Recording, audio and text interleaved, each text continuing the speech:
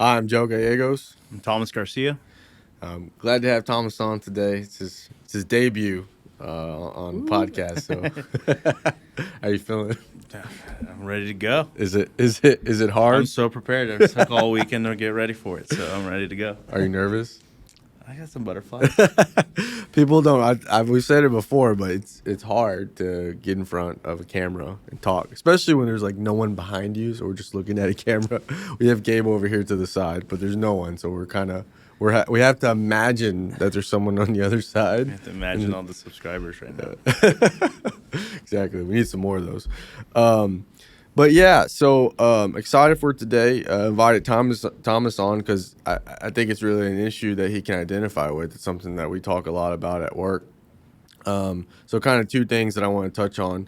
First thing is the direction that this specific podcast, this specific channel is going to be going in, and then the topic. So the first one is the direction that this channel is going to be going into. So one thing about me is, if you're around me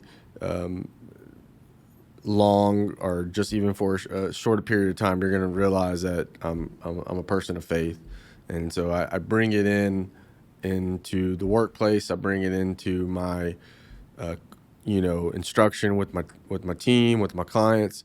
It just permeates, I think, throughout the relationships that I'm in, and it's been a struggle with me for years, just trying to reconcile, like, do I keep this separate? How do I keep it separate? What's appropriate? What's not appropriate?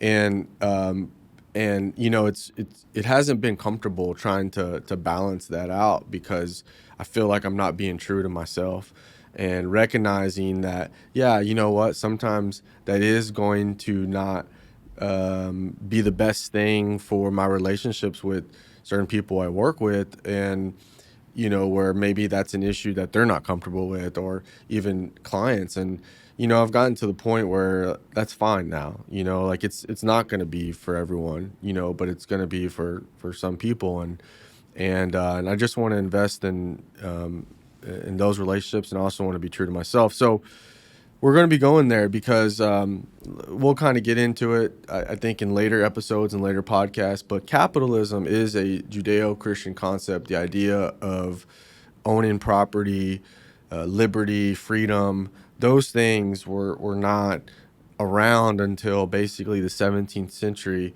when people began learning how to read and finding out for themselves what God had to say about ownership of property and about equality amongst each other. So we're going to be going there. That's the idea of Lords of Capital. I think I'll elaborate on that more. It's basically rooted on Psalms 82, and we can get into that in a later episode. And then the topic today specifically is about faith and work. So Thomas is he's a Roman Catholic. I don't know the distinguishment behind that. Practicing Catholic. Okay, yeah. okay. He's a practicing Catholic. I'm a Christian. Grew up in probably, I would say, branches or derivatives of probably Pentecostal roots. But I would say I go into a Bible-based church, no religion per se, and so that's the topic today: faith and work, how those coincide. And so let's start by asking Thomas that specific question. What does that mean to you? I think it just means living you say it the best. I hear you say it so often, is living your truth.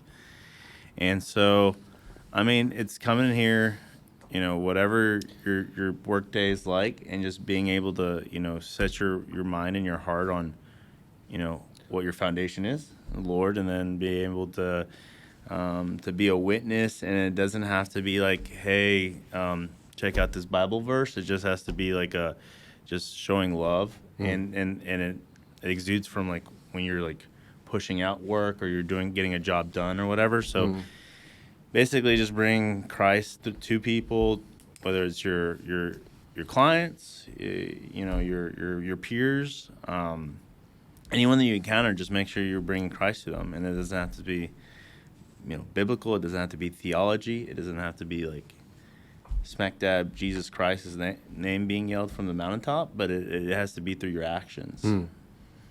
I like that. You mentioned witness, which I think is such a powerful word. What do you mean by that?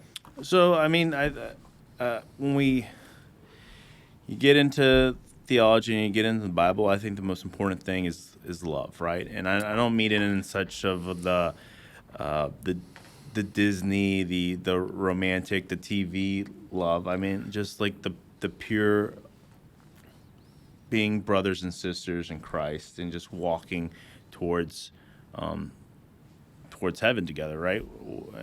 And I think when you start branching out and just looking as a Christian man and a Christian woman and having peers who maybe aren't practicing or don't believe, just being love and showing, eventually you'll be able to show them and be a witness of like what real love is, and you just do it through your actions. So I mean, it's just being, I want the random person downstairs to say, hey, that dude at LSU shirt, I don't know who he is or what's going on through his day, if he made more money, if he's broke, whatever it is, he was so kind to me. He opened the door or just had a smile that just, it is love. So I think my number one job is to show people love, no matter in whatever encounter it is.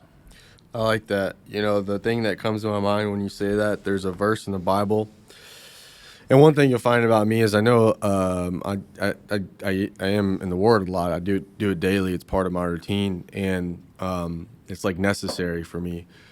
But one of the things is like I can recall a verse, but I'm not really good at like it's 2 Peter 3:15. So I probably need to bring a surface here so I could just search it. But anyway, there's a verse in the Bible that talks about to being prepared to give a reason for the hope that you have. And so like that came to mind when you're talking about it, because if you're being a witness, if you're showing love, then what can happen is someone saying, hey man, why are you always so the way you are? What's the reason that you have hope, that you're so positive, that you're patient?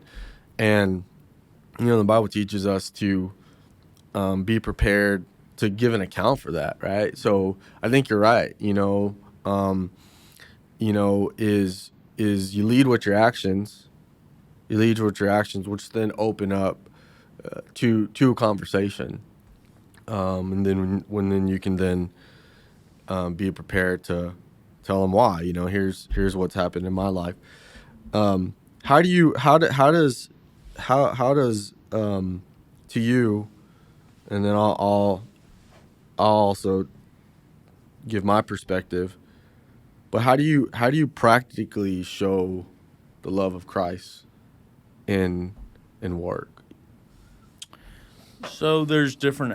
I feel like I'm trying to run through things that I've learned and maybe more solid like examples, but I'll brainstorm as I talk too. Okay. So, well, that's the great thing about this podcast. Because it's true. Before we come in, we have some topics. I said, Gabe, I think we can like spice up the podcast some more by either having like questions that come from him, so we have a mic and just ask some like maybe like uncomfortable questions, like what's the worst thing about Joe? Just things, I don't know if that's necessarily the question. I don't know if that would scratch that. but it's just an example. But I mean, that is when we talk about living truth. I think sometimes when you come into this environment and where you got a camera on, it's so easy to resort to and to go back to being superficial and go back to saying things that are politically correct, that sound correct, that are what I want to hear or what the audience wants to hear. But that's not truth. And I think that if you look at the people who are really, really successful at this, they're just honest. And because of that, they stand out because it's so hard to find honesty in everywhere in the in society, at the workplace, because everyone just wants to be politically correct. But that's why we have lack of progress. Excuse me, because no one just wants to talk their truth, even if it's conflicting. So I say that because we really, really want to accomplish that here. And from the beginning, even bringing this conversation up is, I think, a potentially confrontational, consequential thing to do, because it's not politically correct. Yeah. It's not, but it's honest. Yeah. It's honest. I think the important thing is listening, whether it's communicating about actual objectives for the day or just listening, just simple as on a Monday morning, catch up on what went on in their lives on the weekend. With superiors, go in and be mindful that maybe, that they're running a business and just like, hey, how can I help? Whether it's following up and communicating, objectives that were set, being honest and truthful. When I was younger, I was a notorious, just like, yes, man, as in I wanted to take up all the work and I overpromised.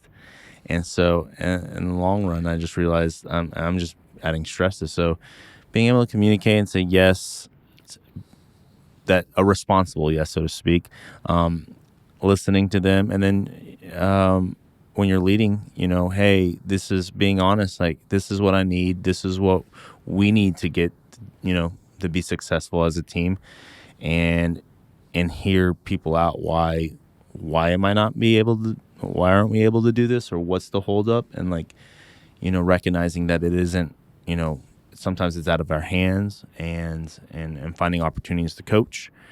So I'm just kind of reiterating these like common interactions with coworkers, right? And some people would say, well, that's just business, but like those are moments that you can be a witness, right? You can either receive it or tell it in a very positive manner where you can help the environment and not create a angsty,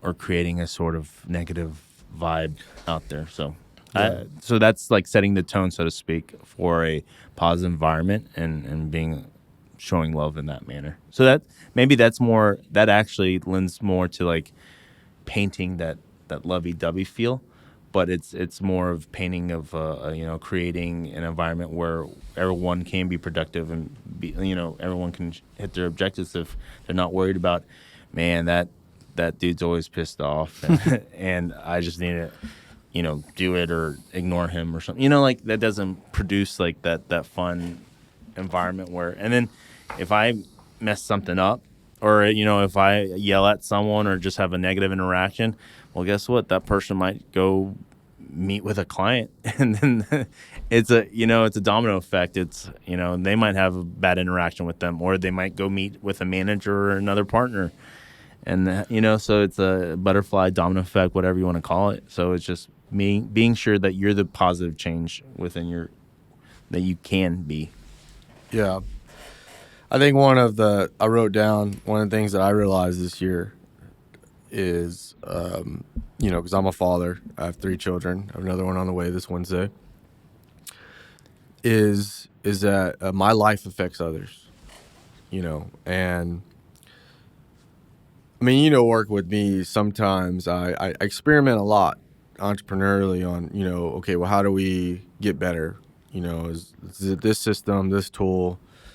And there's a lot of that, and sometimes I'll be emphasizing that part right there, which is just that self-awareness that you affect others, and especially if you're, I think that I tend to be, excuse me, at least I get this from my wife, and I've gotten it from some people I work with, is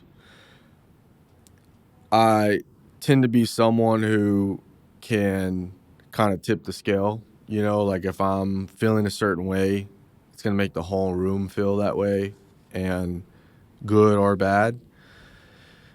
And So that's been game changing for me in the sense that, okay, how can I affect the atmosphere in a better way? And then also teaching people, hey, if you're affecting others too, and it's a chain reaction because you're telling someone something a certain way, now that person's telling something, and then now it's getting back to me, and I'm like, why are you in that mood? But it's because you trace it back to that. So we all affect each other. The one thing that I think I struggle with, but is important, is the proper use of emotions. Because if you look, Jesus had a palette of emotions. I mean, he used, the Bible says to fear him and love him. Like you want to be respected and you want to be loved. You want to do both of those. And so I think what I've seen in the workforce is, and then even including my life, is it always is one extreme to the other. Well, I want everyone to love me and like me, and then that means I'm neglecting. I want everyone, I need people to also respect and even fear me. The Bible says, fear me and love me. Like there's both of those. That's why people have issues with reading the Bible sometimes, because they'll read the part where, God is instilling fear in people, and, they'll overemphasize that and not realizing that he sent his son to die for us. That's so much he loved us. And I think the best way to kind of see that is when you have children. When you have children, you see that. You want your kids to love you, but you also want them to listen and to respect you at the same time. So you see that. So that's been my challenge. And I think it's really hard in today's culture now, because I do think that culture has gotten soft. I think it's gotten, at least in my perception, is I feel like it's gotten soft. Workplace has gotten soft. And in the sense that not being soft is not a bad thing in itself, but being soft to the point of you're not even helping that other person. So it's like, okay, I see someone, they're not performing well in this area. That's not good for them. It's not good for us. Okay, how do I deliver that? And we've gotten so caught up sometimes in, because we don't have a common ethos, and I think that's what it comes down to, is like a common value system. We just have, everyone has a different value system. It reminds me of Judges, when it says that there was a time that everyone did what was right in their own eyes. And that's chaos in an organization, when everyone is just doing what they think is right. And there's no like core. But what happens is it's gotten so much to the point of where you are like trying to be so passive about something that is, when you think about living your truth, that is really bothering you as a person, and that you don't deliver it, or you deliver it in a way that's not very clear. And it's not, it doesn't come off. That doesn't mean that there's not ramifications, because we're human, and no one wants, and the Bible talks about an open rebuke being from a friend is better than a kiss from an enemy. And it's referring to Judas, but someone saying, hey, we need some correction here, a couple things are necessary for that. One, you have to take the speck out of your own eye first. So you can't talk in a situation that you are failing in, or that you've not accomplished. And I think that's where we talk about integrity. And I think that like, not getting too into the details, but that's been been demoralizing in the past, working or being in places where it's like saying one thing, but like this person's doing another thing. And that's very demoralizing. There's lack of integrity. You really can't believe, you don't know where that person's coming off of. They tell you one thing, and then 2 weeks later, they tell you something else. And so you can't even be happy in that situation, because there's so much uncertainty. So, what do you think about that? How do you deal with that? Or do you deal with that when there's like someone who's like, man, this is really bothering you, it's not right, or your truth is not right. Because sometimes you can be in situations where, like, that's where I try to be humble and I try to say, hey, this is what I'm thinking. This is my truth. Here's how I'm seeing it. I could be wrong. Let me know why you think I'm wrong. But, you know, what do you do? Well, so the first thing that, while you were speaking, the thing that came to mind, you referred to soft, and I think you acknowledge, like, I think sometimes soft can be aligned with maybe like emotions, and then you corrected yourself as, or not corrected yourself, but like you reemphasized as in people can't take criticism, so to speak. So I think that's fair. That's a good, just to reemphasize what we're discussing, because when you started saying soft a lot, I thought of tough love, and the concept of like, oh, what, why is your brother like that to you? So it was just tough love. Like I acknowledge that it's probably doesn't, the optics aren't like great, but like that's just like how we take care of each other or show each other, teach each other. And so I think of tough love in like today's world. Yeah, it's difficult. Everyone, I think, it feels like a lot of the time that people are quick to point the finger because they want to be in the right. And then and to affirm what you're saying is, I think it takes a lot, whether you are the superior, whether you're the subordinate, whether you're a father or you're a child, or or you're talking about a relationship. It's very important to acknowledge your shortcomings before going into something, but then it is important to to discuss the troubling thing, right? So in sometimes, after meditation or discernment, it's okay, I acknowledge that, like, I did this, or I can see like my actions could be adding on to the situation, but let's tackle the elephant in the room, so to speak. So after being enlightened by the other perspective, I came in thinking, okay, I'm owning up to, or I acknowledge my shortcomings in this situation. But hearing more about it, okay, there's more to, there's more that I need to fix or address as well. And that's always fair.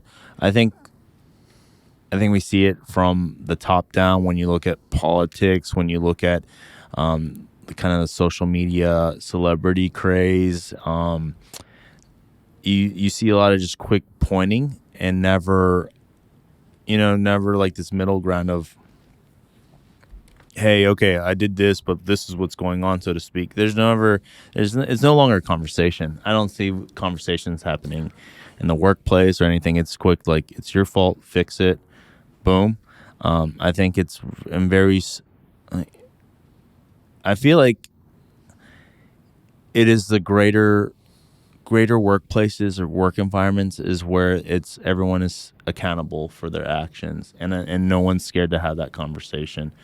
I say no one's scared as in the conversation is to be had, and then obviously there's fear going into it, but I like what the outcome might be.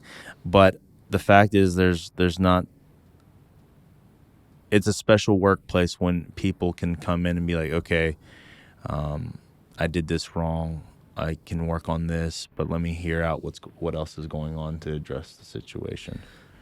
So it sounds like you're describing grace, the concept of grace. That's where you have an environment where there's some space there to make mistakes. Mm-hmm. We all make mistakes. And then I guess then the other thing is I think it's important to say, before you're given feedback or responding, is to ask yourself, did I contribute to this in any way? Was my communication not clear? Where did I fall at? And I think you're good at that. You're good at not responding right away to, because, let's be frank. I can be an intense guy, right? Mm-hmm. And I can have moments of, man, this, thinking about projects, and I think you're good at that. I try to, in my communication, emphasize the point, like, hey, how can I help? Or, did I do something, did I not communicate clearly? And then I think you're good at, because I know you're a human being, so I know, and we've had interactions in the past where it's like you want to address it right then and there, but it's just not good. But the best ones are when you sit there and think about it and you truly reflect and say, okay, let me really think about this situation. And I can tell when you do that, because you'll come back and I can tell you've either decided that it's a fair assessment, or you've decided that the issue is that it's not unfair and they're not worth, because there may be some gray area or something. But you're really true. One of the things that came to mind again is two things that came is, the Bible talks a lot about the heart being deceitful. Like, it's one of the most deceitful above all things. Like, not to put your trust in yourself, to put no trust in the flesh, because it's going to fail you. And so some of the things you're saying made me think about that, which is, like you having those situations, and I've had them too, where you think you're right, or you think that your way is right, because even there's a verse in Proverbs that says there's a way that seems right to man, but in the end leads to death. So just think about the implications of that. Excuse me. Where there's a way that seems right to you. Like, you literally are, this is right. You think that. And the Bible says that way leads to death. That there's situations like that. And so what it really does is and it's come down to me, like where I'm at in life is, that's what you call humility. Like, I think that's the definition of humility, where you're like, I put no trust in myself. I put no faith in my flesh. Even the good that's come in my life is grace. Yes, we have some, because faith without action is dead. So there's things that we have to do. It doesn't just come, right? You plant a seed, you got to plant the seed, and then God causes it to grow. So there's responsibility on that. But also understanding that the heart is deceitful, and the heart can be, sometimes, I have not done a word study on that, but sometimes when you see heart in the Bible, it means mind. Like, sometimes they're basically talking about your mind. So there's the possibility that that's saying the mind is deceitful above all things, that we can, and it makes sense. It's really interesting. There's no contradictions in the Bible. That's the most amazing thing to me. And neuroscience and science is always catching up to something that the Bible has already taught. So, this idea of rationalization, neuroscience calls it cognitive dissonance. That we will literally disconnect, create distance between ourselves and reality, because that truth is too hard to accept. See, and as a Christian, you already know that. You go in there saying, okay, there's probably some things that are true, that's the reality, but I'm uncomfortable with. But you need to know, because ultimately what we're trying to get to, and I think I wrote it down this morning, but what this whole idea, this whole forum, this whole conversation is about being the ideal, pursuing the ideal, right? As a Christian, we are taught to pursue Christ, and in business, we should do the same thing. So we are trying to create the ideal business. What does that look like? What are those components? And we talked some of those today, which is, love, honesty, truth, accountability, confession. I mean, we hit so many different things that I think you can literally have shows completely dedicated to that. So let's end. But how about this? How about we end on a fun note? Who you got on tournament? Who are you rooting for and who you got? How's your bracket doing? I haven't checked it. I don't want to check it. I had a decent weekend on some of the plays, but I think, U of H. I'm homer, so to speak, but U of H looks really good. We were talking about it. They don't look like a fifth seed. They played they remind me of just old school basketball, just grind it out. No excuses. Two best players are out. they'll do anything. I don't know what goes goes on behind closed doors at U of H, but everyone that dresses up is doing anything for Keldon Sampson. So that's probably the top team. I mean, you still also have Gonzaga, even though they've had some performances. I mean, they're just loaded too. So I would say I don't know if it's possible. I don't know how the bracket's broken out, but I would right now if I'm picking a championship game, I think it might be U of H and Gonzaga if that's possible. Okay. But those are my two favorite teams right now. I like U of H. We talked to Bill this morning. I think Arizona and TCU played really, really scrappy last night. They played like I was telling my wife. My wife's a Cougar, and I went to a small school here in Texas, so I don't get the privilege of watching tournaments and football games and everything. And that's one of the biggest regrets I ever had is I didn't. I probably could have. If I tried, I could have went to a big SEC school or something. So I regret it every day, but I'm too old to go back to school. but I lived through my wife, and I live in Houston anyway, so I'm a Cougar fan. But I was watching them doing my scouting report. We stayed up. They went to OT. My wife's pregnant, so we were just sitting there, just so tired with our eyes open, and I was like, man, whoever, like both of those teams are like scrappy. They're athletic. They play hard, which is why I love college sports. I'm done with the NBA. It's just gotten so much. You don't know who's going to show up, and you just don't know anything. It's not I understand people saying it's not a better product, so to speak. It's not like the crisp and clean like basketball, but I mean, there's so much grit, and you see kids just giving it 100%.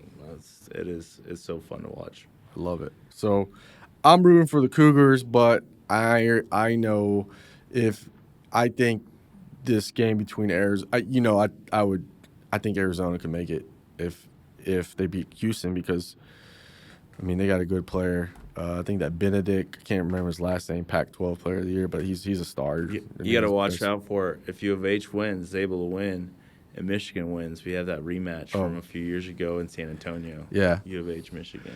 That's what I want to see. We'll call one of our buddies from. If you're watching this, all right. Hey, well, let's end there. Subscribe to this channel. Share this channel. If you like audio, we also have a podcast. The link will be in there. Share the love, show the love, and we'll talk soon.